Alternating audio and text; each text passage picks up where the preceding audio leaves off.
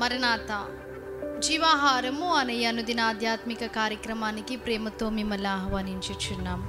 ఈరోజు వాక్యాన్ని బైబిల్ గ్రంథం నుంచి ధ్యానించుకుందాం. ఎస్తేరు గ్రంథము 4వ అధ్యాయము 14వ వచనం.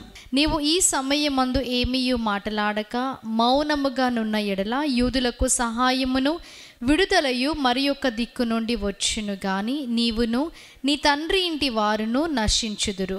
నీవు ఈ సమయమును బట్టియే రాజ్యమునకు వచ్చితివేమో ఆలోచించుకొనుమని చెప్పుమనెను. ఇక్కడ మనము చూచినట్లయితే ఎస్తేరు ఒక అనాథగా మనము చూస్తాం. మొర్దెకాయి మరి సొంత కూతురుగా తనను పెంచుకోవడము మనము చూస్తాం. అయితే కాలక్రమేణా ఎస్తేరు రాజు దగ్గరికి రావడము, ఆ తర్వాత రాణి అవ్వడము ఎస్తేరు గ్రంథంలో మనము చదువుకుంటాం. ఇక్కడికి వచ్చాక మరి యూదులందరినీ కూడా హామాను మరి వారిని నాశనము చేయాలని, వారందరినీ కూడా హతము చేయాలని పూనుకొని ఉండడం మనము చూస్తాం. మరి ఎప్పుడైతే ఈ వార్త మరి మొర్దెకాయి విని ఉన్నాడో ఎస్తేరుకు అది తెలియచేయాలని మరి ఇతరుల ద్వారా ఎస్తేరుకు సమాచారము పంపించడం మనము చూస్తాం. అలాగునే మరి ఒకవేళ ఈ సమయమున కూడా ఎస్తేరు మౌనముగా ఉంటే సహాయం అనేది మరొక దిక్కు నుంచి వస్తుందని ఆయన చెప్పడం మనము చూస్తాం. ఎందుకంటే అక్కడ రాజు ఆజ్ఞ ఇవ్వకుండా ఎవరు కూడా లోపలికి వెళ్ళడానికి వీలు లేదు. కానీ మరి ఎస్తేరుకి ఆ విషయము తెలిసినప్పుడు, ఎప్పుడైతే మొర్దెకాయి ఆ మాటలు అని ఉన్నాడో, ఈ సమయమును గూర్చి మరి నువ్వు ఇక్కడికి వచ్చావేమో ఆలోచించుకోమని చెప్పినప్పుడు మరి రాణి ఒక మంచి నిర్ణయము తీసుకుంది. వెంటనే మరి ఉపవాసం ఉండి అక్కడ ఉన్న యూదులని కూడా 3 రోజులు ఉపవాసం ఉండమని చెప్పి విడిపించే దేవునికి తాను ప్రార్థన చేసి ఉంది. నేను రాణిని కదా, ఎందుకు ప్రార్థన చేయాలి, ప్రార్థన చేయవలసిన అవసరం ఏంటి, నశించేవారు నశించిపోతారని తను అనుకోలేదు. తను బాధ్యతగా అలాగే వారి పట్ల ఉన్న ప్రేమను బట్టి తాను ప్రార్థన చేసింది. అలాగే రాజు దగ్గరికి తను వెళ్ళడం మనము చూస్తాం. ఎస్తేరు అనుకొని ఉండవచ్చు, తాను మరి మొర్దెకాయితో ఉన్నంత కాలము అది ఒక ప్రపంచము, అలాగే మరి ఇప్పుడు రాజు దగ్గర రాణిగా తను ఉంది, రాజు భార్యగా తనుంది, ఇది మరి ఒక ప్రపంచం. మరి దేవుని చిత్తానుసారముగా నేను ఇక్కడికి వచ్చి ఉన్నాను కదా, ఈ కష్టం ఏంటి అని తను అనుకొని ఉండవచ్చు.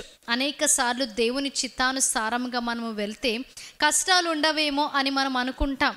కానీ వాక్యం సెలవిస్తుంది, ఆయన చిత్తానుసారముగా మనం వెళ్ళినప్పటికీ కష్టాలు అనేవి ఉంటాయి. కానీ దేవుడు వాటన్నిటి నుంచి మనని తప్పించే దేవుడై ఉన్నాడు.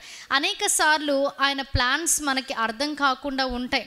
మనం ఎందుకు ఈ స్థితిలో ఉన్నామో, ఈ పరిస్థితిలో ఉన్నామో కూడా మనకు అర్థం కాదు. ఎందుకు నాకు ఈ జీవితము, లేదా ఈ స్థితిలోనే నేను ఎందుకున్నాను, లేదా ఈ దేశంలోనే నేను ఎందుకున్నాను, ఈ రాష్ట్రంలో నేను ఎందుకున్నాను, ఈ ఉద్యోగంలో నేను ఎందుకున్నానని అనేక సార్లు మనం అనుకుంటాం. కానీ కాలక్రమేణా దేవుడు మరి నీ ద్వారా అక్కడ ఎవరినైనా రక్షించే విధముగా నిన్ను అక్కడ ఉంచి ఉన్నాడేమో, అది నీకు తెలియదు.